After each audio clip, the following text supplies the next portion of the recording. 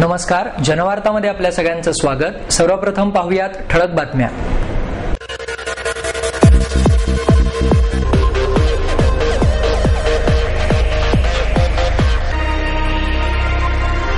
खरे हिरो घडवण्याचा प्रयत्न राष्ट्रीय संरक्षण प्रबोधिनीतच होतो, एनडीएचे डेप्युटी कमांडंट अजित भोसले यांचं मत। वनमंत्री डॉक्टर पतंगराव कदम आणि विश्वजित कदम यांच्या वाढदिवसानिमित्त नगरसेवक रामचंद्र कदम यांच्या वतीने कोथरूड कीर्तन महोत्सव 2011 चे आयोजन। सनदी लेखपालांनी आपल्या व्यवसायातील अपप्रवृत्तींना रोखावे, न्यायमूर्ती विजय डागा यांचं आवाहन। ज्योतिषतज्ञ आदिनाथ साळवी यांच्या हस्ते प्रेमलीला विठ्ठलदास कन्या शाळेतील विद्यार्थिनींना 21 अपेक्षित प्रश्नसंचाचे वाटप। आणि क्षेत्र कोणतेही असो, संशोधन हा प्रगतीचा महत्त्वाचा पाया आहे, पद्मभूषण डॉक्टर के.एच. संचेती यांचं मत। खरे हिरो घडवण्याचा प्रयत्न राष्ट्रीय संरक्षण प्रबोधिनीतच होतो, असे मत एनडीएचे डेप्युटी कमांडंट अजित भोसले यांनी व्यक्त केले। पानिपतच्या रणसंग्रामाला 250 वर्ष पूर्ण झाल्याबद्दल तसेच शनिवारवाड्याच्या वर्धापन दिनानिमित्त कार्यक्रमाचे आयोजन करण्यात आले। यावेळी lieutenant general Dattatray Shekatkar, Ajit Gadge, doctor Sadanand More, Jayantrao Baji Mohite, Rehan Sardar, Malojirao Shirole, colonel Pravin Shinde, colonel Salunkhe, अभिनेते राहुल सोलापूरकर, विंग कमांडर पारसनीस, पांडुरंग बलकवडे, बाबा महाराज सातारकर आदी मान्यवर उपस्थित होते। शौर्यचक्र विजेते हुतात्मा लायन्स नायक शशिकांत बच्छाव यांना रणमर्द दत्ताजी शिंदे पुरस्कार, तसेच सेना पदक विजेते शशिकांत राक्षे यांना सेनापती सदाशिवराव भाऊ पुरस्कार आणि ब्रिगेडियर हेमंत महाजन यांना अटक विजय वीर मानाजी पायगुडे पुरस्कार देऊन गौरवण्यात आले। हुतात्मा बच्छाव यांच्या पत्नी रुपाली बच्छाव यांनी हा पुरस्कार स्वीकारला। एअर व्हाईस मार्शल भोसले म्हणाले, 250 वर्षापूर्वी पानिपतच्या रणसंग्रामात लाखाहून अधिक मराठी सैनिकांनी प्राणाची आहुती दिली। आजही काश्मीर, लेह येथेही मराठी सैनिक शत्रूशी लढत आहेत। पानिपतच्या रणसंग्रामाची आठवण ही खंत करण्यासारखी नाही, युद्ध हरले किंवा जिंकले तरी त्यातून शिकण्यासारखे असते। राष्ट्रीय संरक्षण प्रबोधिनीत आम्ही विद्यार्थ्यांना युद्धाचे प्रशिक्षण देतो, तेथेच खरे हाडामासांचे हिरो घडवतो, असेही त्यांनी यावेळी सांगितले। वनमंत्री डॉक्टर पतंगराव कदम आणि विश्वजित कदम यांच्या वाढदिवसानिमित्त नगरसेवक रामचंद्र कदम यांच्या वतीने कोथरूड कीर्तन महोत्सव 2011 चे आयोजन करण्यात आले। यावेळी एमआयटीचे संस्थापक विश्वनाथ कराड यांच्या हस्ते शिवरायांच्या प्रतिमेस पुष्पहार अर्पण करण्यात आला आणि वेदाचार्य मोरेश्वर घैसास गुरुजी यांच्या हस्ते दीपप्रज्वलन करण्यात आले। यावेळी आयोजक चंदूशेठ कदम, सागर सुबराव कदम, वेदाचार्य मोरेश्वर घैसास गुरुजी, एमआयटीचे संस्थापक विश्वनाथ कराड, कमला व्यवहारे, नीता राजपूत आदी मान्यवर उपस्थित होते। नगरसेवक रामचंद्र कदम यांच्या हस्ते शाल, श्रीफळ आणि सन्मान चिन्ह देऊन मान्यवरांचा सत्कार करण्यात आला। यावेळी एमआयटीचे संस्थापक विश्वनाथ कराड यांच्या हस्ते बोरुने ज्ञानेश्वरी लेखन करणाऱ्या स्वाती पेटकर आणि राष्ट्रपती पुरस्कार विजेत्या उर्मिला भिडे यांचा सत्कार करण्यात आला। पुढे बोलताना विश्वनाथ कराड म्हणाले, राजकारणाच्या क्षेत्रामध्ये कार्य करणाऱ्या व्यक्तीला कीर्तनांच्या कार्यक्रमाचे आयोजन करण्याची भावना झाली, हे माझ्या दृष्टीतून फार मोठे शुभलक्षण आहे, कारण आजकाल कोणताही वाढदिवसाचा समारंभ असो, त्याचे स्वरूप आणि रचना फार वेगळी असते। एखाद्या फार मोठ्या पार्टीत गाण्याच्या कार्यक्रमाऐवजी या भागात कीर्तन महोत्सव घेण्याची भावना झाली, ही सोन्याची झालर आहे, असेही ते म्हणाले। पुढे बोलताना रामचंद्र कदम म्हणाले, यावेळी वेदाचार्य घैसास गुरुजी व नीता परदेशी यांनीही आपले मनोगत व्यक्त केले, तर शिवाजी भोईटे यांनी सूत्रसंचालन केले। सनदी लेखापालांनी आपल्या व्यवसायातील अपप्रवृत्तींना रोखावे, असे आवाहन न्यायमूर्ती विजय डागा यांनी केले। इन्स्टिट्यूट ऑफ चार्टर्ड अकाउंटंटच्या पुणे आणि पिंपरी चिंचवड शाखेच्या वतीने प्रत्यक्ष कर या विषयावर आयोजित करण्यात आलेल्या 2 दिवसीय राष्ट्रीय परिषदेचे उद्घाटन न्यायमूर्ती डागा यांच्या हस्ते करण्यात आले। इन्स्टिट्यूटचे उपाध्यक्ष जी रामस्वामी, इन्स्टिट्यूटच्या प्रत्यक्ष कर समितीचे अध्यक्ष जयंत गोखले, इन्स्टिट्यूटच्या केंद्रीय समितीचे सदस्य शिवाजी जावरे, पश्चिम भारत विभागीय समितीचे सदस्य दिनेश गांधी, पुणे शाखेचे अध्यक्ष नरेंद्र अगरवाल, पिंपरी चिंचवड शाखेचे अध्यक्ष CR छाबरा, पुणे शाखेचे उपाध्यक्ष जगदीश धोंगडे आदी मान्यवर उपस्थित होते। यावेळी बोलताना विजय डागा म्हणाले, करदात्यांनी कर चुकवेगिरी करण्याऐवजी प्रामाणिकपणे कर भरला। सनदी लेखपालांनीही कर व्यवस्थापन या नावाखाली अप्रामाणिकपणे कर वाचवण्याऐवजी प्रसंगी त्याग करून करदात्यांना योग्य कर भरण्यास प्रवृत्त केले तर देशाच्या महसुलात वाढ होऊन सामाजिक आणि आर्थिक विषमता दूर करून देशाला गतवैभव प्राप्त करून देता येईल. प्रत्यक्ष कर विधान 2010 आणि एकूणच कर प्रणाली, कर विषयक कायदे आणि प्रक्रिया यात होणारे बदल आणि सुधारणा यामुळे सनदी लेखपालांसमोर निर्माण होणारी आव्हाने आणि त्यांना उपलब्ध होणाऱ्या संधी याचा रामस्वामी यांनी आपल्या भाषणात उहापोह केला. या बदलांनुसार आपले ज्ञान अद्ययावत ठेवल्यास सनदी लेखपालांना राष्ट्रीय आंतरराष्ट्रीय स्तरावर अनेक संधी उपलब्ध होणार आहेत. मात्र या नवीन प्रणाली आणि पद्धतीचा अंगीकार करून आयकरांसह एकूण करांच्या कक्षा रुंदावण्यात त्यांनी योगदान देणेही आवश्यक आहे, असेही त्यांनी यावेळी नमूद केले. यावेळी गोखले, दिनेश गांधी, अगरवाल, छाबरा यांचीही भाषणे झाली. राधिका शहा यांनी सूत्रसंचालन केले तर धोंगडे यांनी आभार मानले.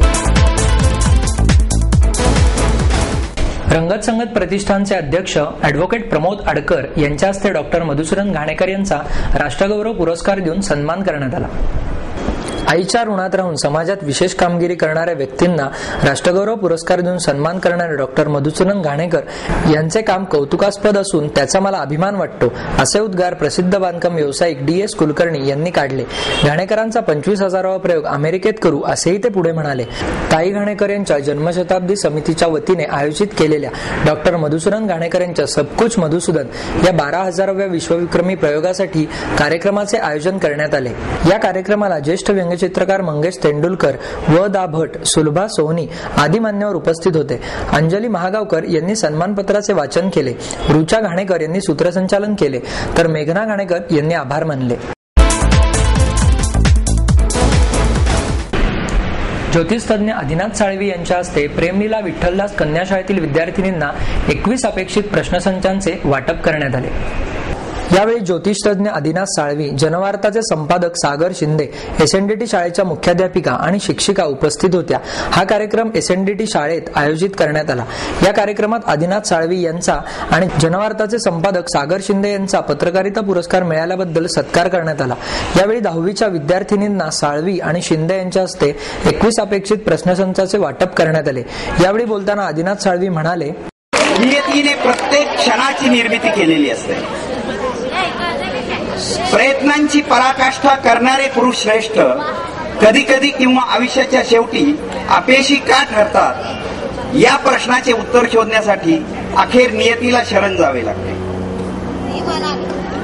कधी नियती माणसाला खेळवते, कधी माणूस नियतीला खेळवतो. मी गेली 20 वर्ष ज्योतिष क्षेत्रामध्ये कार्यरत आहे. माझा असा अनुभव आहे, माझी अशी श्रद्धा आहे की प्रत्येक माणूस जो जन्माला आलेला आहे तो भाग्य घेऊन आलेला आहे. त्या भाग्याच्या जोरावर तो आपल्या जीवनाचं सोनं करू शकतो. या ठिकाणी उपस्थित असलेल्या विद्यार्थिनी काही अत्यंत गरीब घराण्यातले असतील, काही मध्यमवर्गीय असतील आणि अगदी अल्प चांगल्या घराण्यातले असतील. बरेच वेळेला आपण पाहतो इतरांना जे सुख मिळतं ते मिळालेलं पाहिल्यानंतर आपण स्वतःला कमी लेखतो.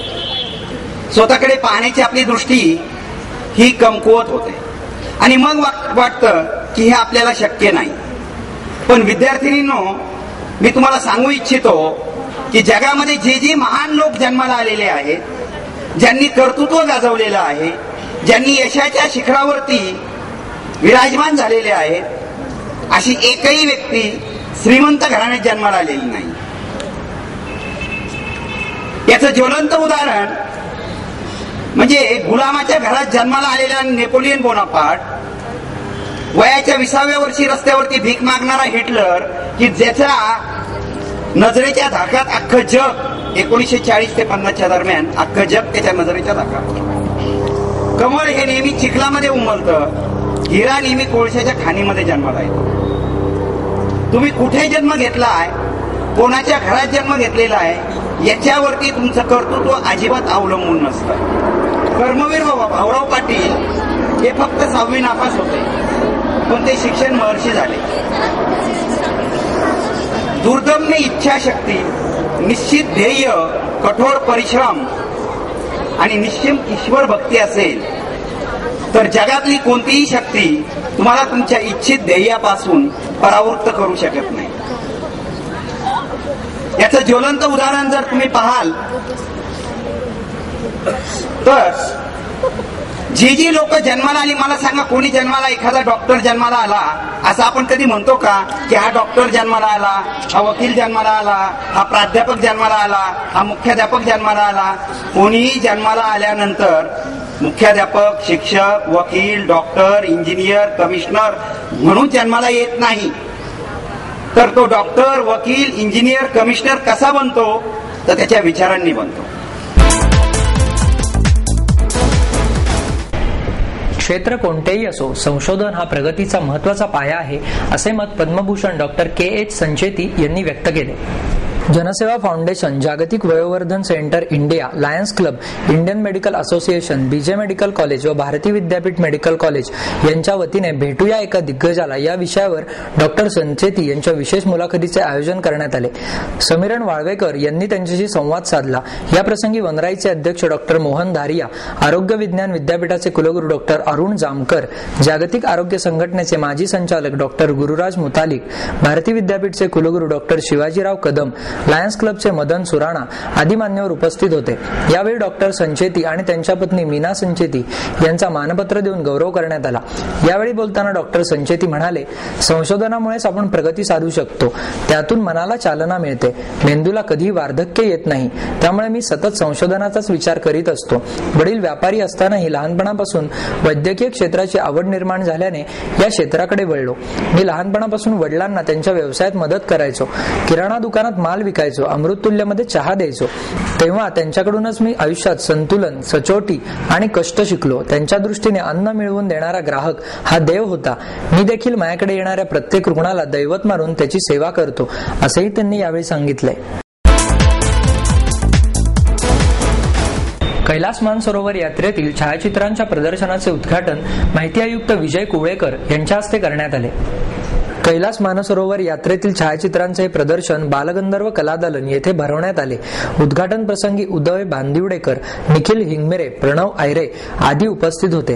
कैलास मानसरोवर यात्रेतील सुरुवातीपासून ते शेवटपर्यंतचा प्रवास, बर्फाच्छादित कैलास आणि मानसरोवराचे दर्शन, तेथील लोकांचे राहणीमान, हवामानातील बदल आदींचे प्रत्यक्ष दर्शन या छायाचित्राद्वारे दाखवण्यात आले आहे. हे प्रदर्शन बालगंधर्व कलादालनात 12 जानेवारी पर्यंत सकाळी 10 ते 1 आणि सायंकाळी 4 ते 8 या वेळात सर्वांसाठी खुले आहे. पुना ब्लाइंड असोसिएशनच्या वतीने वोकार्ड फाउंडेशनचे अध्यक्ष हुजेफ खुराकीवाला यांच्या हस्ते एलिझाबेथ कुरियन यांना टी.एस. बामणकर स्मृती पुरस्कार प्रदान करण्यात आला. 25,000 रुपये रोख आणि स्मृतिचिन्ह असे पुरस्काराचे स्वरूप होते. यावेळी असोसिएशनचे अध्यक्ष एन.आर. देसाई, निरंजन पंड्या, लीला पुनावाला, सबीना पुनावाला, राजेश शहार, हिरालाल चोखावाला आदी मान्यवर उपस्थित होते. यावेळी बोलताना खुराकीवाला म्हणाले, वैद्यकीय उपचारातील संशोधनामुळे अंधत्वावर मात करता येऊ शकते. सध्या देशात 2 कोटी अंध आहेत, मात्र नेत्रतज्ञांची संख्या फक्त 50,000 आहे. त्यातही 8 ते 10,000 नेत्रचिकित्सक आहेत. त्यामुळे भविष्यात डोळ्यांवर शस्त्रक्रिया करणाऱ्या तज्ञांची कमतरता जाणवणार आहे. ज्यांचे अंधत्व टाळता येऊ शकते अशा रुग्णांपर्यंत पोहोचण्याची गरज आहे. वैद्यकीय सेवा देणाऱ्या व्यक्तींनी नवे तंत्रज्ञान आत्मसात करण्याची गरज आहे. रुग्णांविषयी आस्था, प्रेम ठेवून त्यांनी उपचार करावेत. या संदर्भात एच.व्ही. देसाई रुग्णालयाने केलेले कार्य आदर्शच म्हणावे लागेल, असेही त्यांनी यावेळी सांगितले.